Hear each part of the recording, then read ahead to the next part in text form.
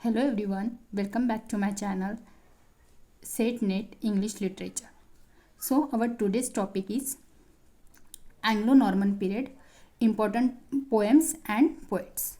Okay तो last video में हमने एंग्लो नॉर्मन पीरियड का हिस्टोरिकल बैकग्राउंड और कुछ कैरेक्टरिस्टिक्स डिस्कस किए थे। तो आज हम इम्पोर्टेंट पोएट्स और कुछ पोएम्स को डिस्कस करेंगे। सो लास्ट वीडियो में हमने देखा कि एंग्लो नॉर्मन पीरियड को हमने 3 पार्ट्स में डिवाइड किया था। मिडिल इंग्लिश पीरियड को हमने 3 पार्ट्स में डिवाइड किया था, before Chaucer, age of Chaucer and age of revival.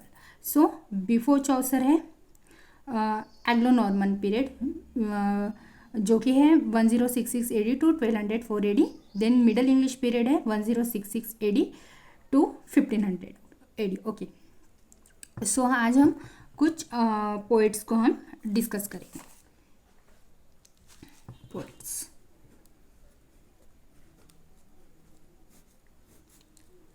So our first poet is Geoffrey मनमाउथ।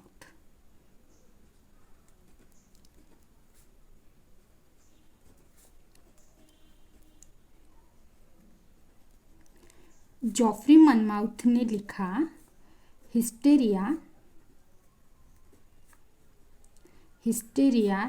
रेगम Britannia.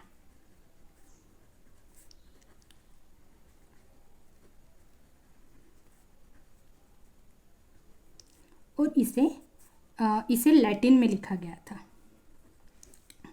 History of रेगम ब्रिटेनिया क्या है? History of the Kings of Britain. History of Kings of Britain. Okay तो last video में हमने 3 matters के बारे में discuss किया था, matter of Britain, matter of France and matter of Rome. तो मैटर ऑफ ब्रिटेन में जो किंग अर्थर थे उनकी स्टोरीज होती थी। मैटर ऑफ फ्रांस में जो शैले मैग्ने थे उनकी स्टोरीज होती थी। और मैटर ऑफ रोम में Alexander the great and Trojan war की स्टोरीज होती थी। तो जो history of Kings of Britain है इसमें किंग अर्थर को डिस्कस किया है। तो ऑब्वियसली ये किस में आ जाएगा? ये मैटर ऑफ ब्रिटेन में आ जाएगा। तो जो earliest version of King Lear है and the legends of King Arthur है वो कहाँ से लिए गए थे? वो हिस्टेरिया रेगम ब्रिटेनिया से लिए गए थे। Earliest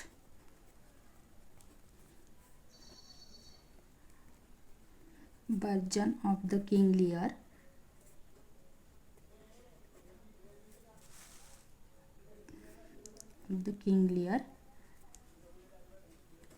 and legends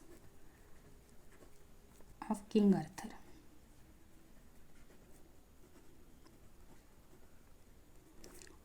so King Arthur के बारे में हमें एक चीज़ ध्यान रखनी है कि इनके 12 नाइट्स हुआ करते थे और जो राउंड टेबल पे बैठते थे और हर बार वो किसी ना किसी क्विज पे जाते थे। तो इस बार इनका क्विज क्या था? इनका था कि to find the holy grail. तो ये होली ग्रेल क्या है? ये होली ग्रेल ऐसा यूटेंसिल्स है जिसमें जीसस ने डेथ से पहले लास्ट सपर खाया था। तो किंग लियर के कितने नाइट्स हुआ करते थे? 12 नाइट्स हुआ करते। तो ये हमें याद रखना है और इसे लैटिन में लिखा गया था। ओके द नेक्स्ट पोएट है वेस। वेस ने लिखा रोमन डी ब्रट।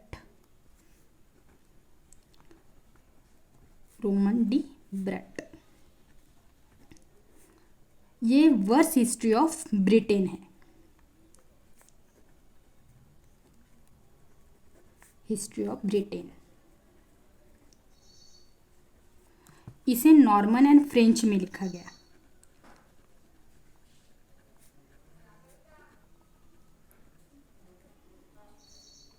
फ्रेंच में लिखा गया। Okay the third poet is lemon.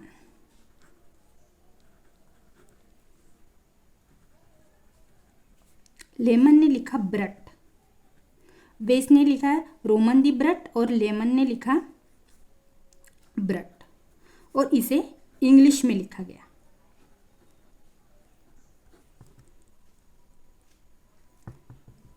और ये किसके नाम पे है? तो name of Britain's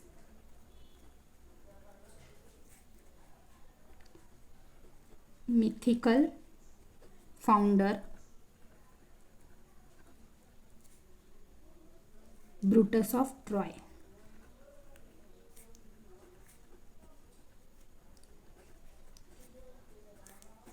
so what is Brutus of Troy? तो हमने हमारे एग्लो सेक्सॉन पीरियड में देखा कि जो ब्रिटेन था वो पहले एग्जिस्ट नहीं करता था, तो वो actually a piece of land था जिसे ब्रिटन कहा जाता था। तो उसे तीन ट्राइब्स ने ढूंढा, angle section and Jutes. But angle section and jute से पहले भी जिन्होंने ब्रिटन को ढूंढा उनका नाम था ब्रूटस ऑफ ट्रॉय, जो कि ब्रिटेन के मिथिकल फाउंडर रहे हैं। तो एंगल्स और सेक्सन से पहले भी किसने ढूंढा था? तो ब्रूटस ऑफ ट्रॉय ने ब्रिटेन को ढूंढा था। तो ये आपको याद रखना है। Fourth is Pearl poet.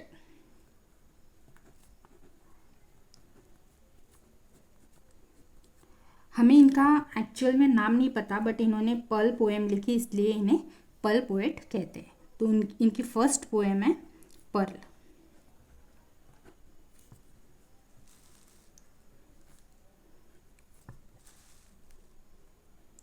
Second है purity and cleanliness.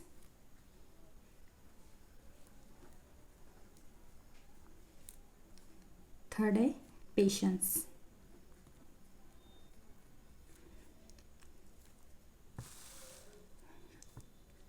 And fourth है sir Gawain and green night.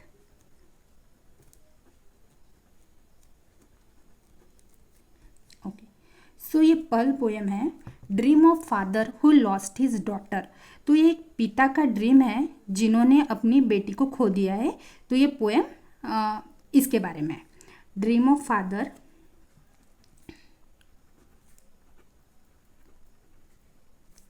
Who lost his daughter.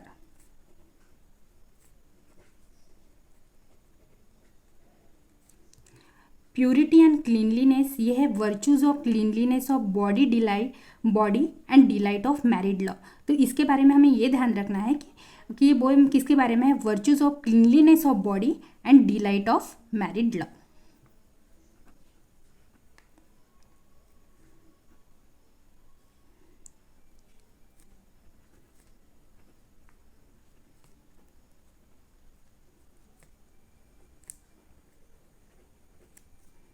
And delight of married love.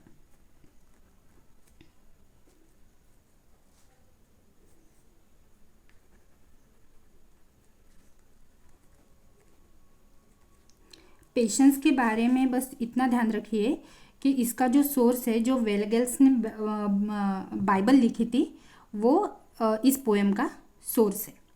Okay, then sir Gawain and green night.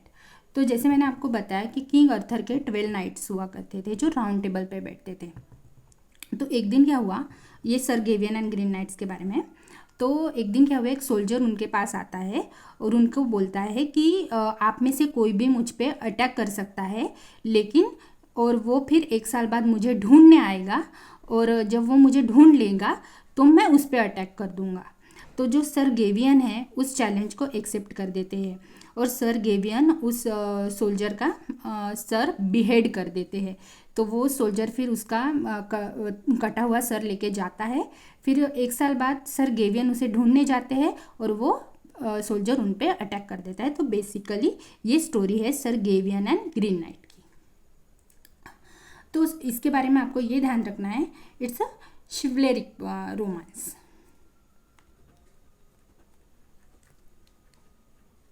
एक romance. And the most important है कि इसे popularise किसने किया? J.R.R. टॉकिंस, जिन्होंने Beowulf को भी ट्रांसलेट किया था, जो मैंने लास्ट वीडियो में बता दिया था।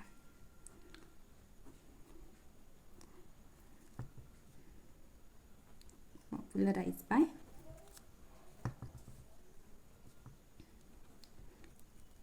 J.R.R. टॉकिंस। ओके, तो कुछ पोएम्स भी डिस्कस कर लेते हैं।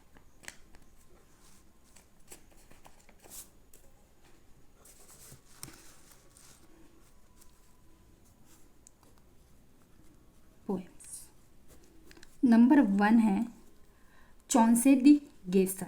नंबर 1 पोएम है चॉन्से डी गेसल से डी गेसल, जिसे सॉन्ग्स ऑफ डेट्स भी कहा गया है, also called songs of dates.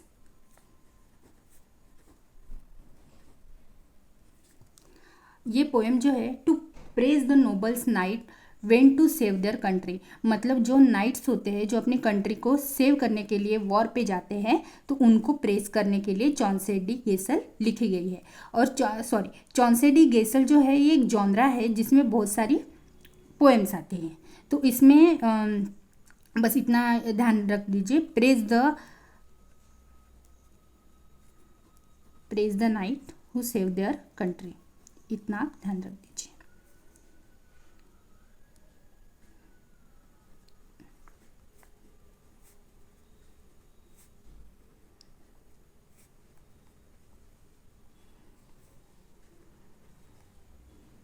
Okay, so चॉन्से D गेसल जो एक जॉनरा है और उसमें बहुत सारी पोएम्स आते थे, उसमें से एक इम्पोर्टेंट पोएम है songs of Roland. Songs of Roland, तो ये poem French ruler Charlemagne के बारे में है, about French ruler Charlemagne. Second important poem is Owl and Nightingale.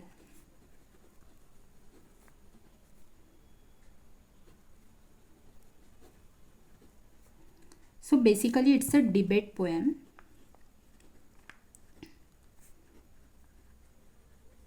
तो क्या होता है, ओल एंड नाइटिंगेल जो अलग अलग टॉपिक पे डिबेट करते हैं और वह फाइनल सॉल्यूशन के ढूंढने के लिए मास्टर निकोलस के पास जाते हैं, बट मास्टर निकोलस भी इन्हें फाइनल सॉल्यूशन नहीं दे पाते। तो ये काफ़ी इंपॉर्टेंट है कि ओल एंड नाइटिंगेल किसके पास जाते हैं, तो मास्टर निकोलस के पास जाते हैं। Went to master Nicholas for solution.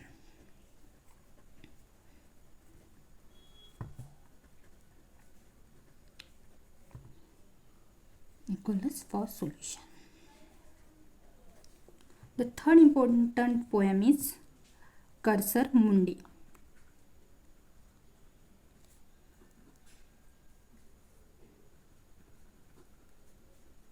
Okay, Cursor Mundi ये है describe the history of world as describe by Bible. Bible में जैसे वर्ल्ड का डिस्क्रिप्शन दिया है उसके बारे में ये पोएम है। डिस्क्राइब हिस्ट्री ऑफ वर्ल्ड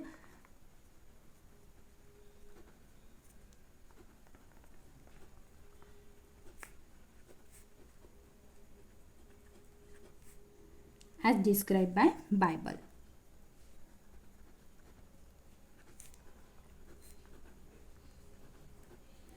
इसका मेन अगर थीम की बात करें तो मेंस रेडिम्शन इसका मेन थीम है और ये पोएम डिवाइडेड है according to 7 ages of salvation. जैसे 7 एजेस ऑफ सेल्वेशन बताए गए हैं उस अकॉर्डिंगली ये पोएम डिवाइडेड है। और इसका मेन थीम क्या है, अगर थीम की हम बात करें तो मेंस रिडेम्पशन और पोएम डिवाइडेड है 7 ages of salvation.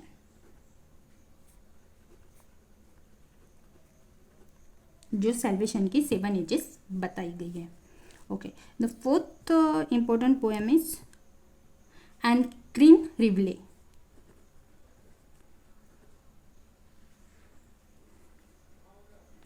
एनक्रीन रिवले,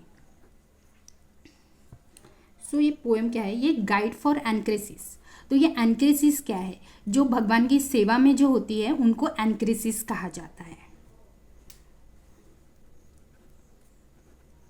guide for एनक्रेसिस।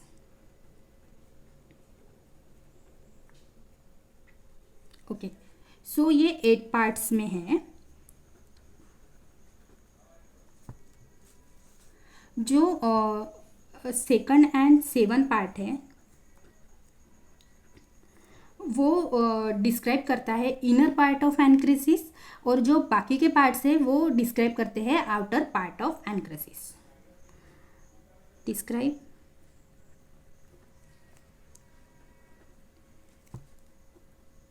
inner part of encresis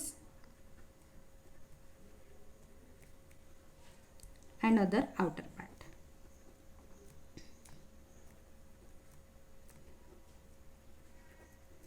Okay.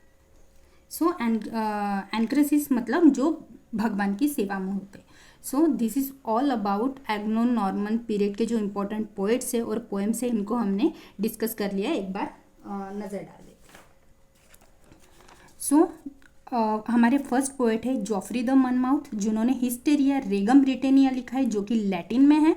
और इसके जो earliest version of kings Lear and legends of King Arthur के वो कहाँ से ले गए, वो हिस्टेरिया रेगम ब्रिटेनिया से, जो कि लैटिन में लिखा है। The next poet is Wace, जिन्होंने लिखा रोमन डी ब्रट, और जो नॉर्मन एंड फ्रेंच में लिखा गया है, और ये बेसिकली क्या है, verse history of Britain. The third one is Layamon, Layamon ने लिखा ब्रट, और इसे इंग्लिश में लिखा गया है। जिन्होंने ब्रिटेन को ढूंढ निकाला था, ब्रिटिश ऑफ ट्रॉय, उनके नाम पे ये लिखा है। Okay, the Pearl poet, Pearl जो कि फादर का ड्रीम है, जिन्होंने अपनी डॉटर को खो दिया है और बाद में वो अपनी डॉटर को एक एंजेलिक फॉर्म में देखते हैं। The second is purity and cleanliness, जो कि है virtues of cleanliness of body and delight of married love. The third is patience and fourth is sir Gawain and green knight. तो इसे पॉपुलराइज किया है J.R.R. टॉकिंस ने। ओके, फिर poem है चॉन्सी डी गेसर, जिसे सॉन्ग्स ऑफ डिड्स भी कहा जाता है, जो कि एक जॉनरा है और जिसमें काफ़ी सारी पोएम आती है। तो उसमें से इम्पोर्टेंट पोएम है सॉन्ग्स ऑफ रोलांड, जो कि फ्रेंच रूलर शार्लेम मैग्ने के बारे में है। द सेकंड इज ओल and Nightingale, it's a debate poem. जो ओल एंड नाइटिंगेल है वो मास्टर निकोलस के पास जाते हैं for solution. The third is Cursor Mundi, जो कि describe history of world as describe by Bible, Bible में जैसे वर्ल्ड की हिस्ट्री दिखाई गई है उसके बारे में, जिसका मेन थीम है मेंस रेडिम्शन, और इसे डिवाइडेड किया है according to 7 ages of salvation. The fourth one is Ancrene Riwle, जो गाइड फॉर एनक्रेसिस है।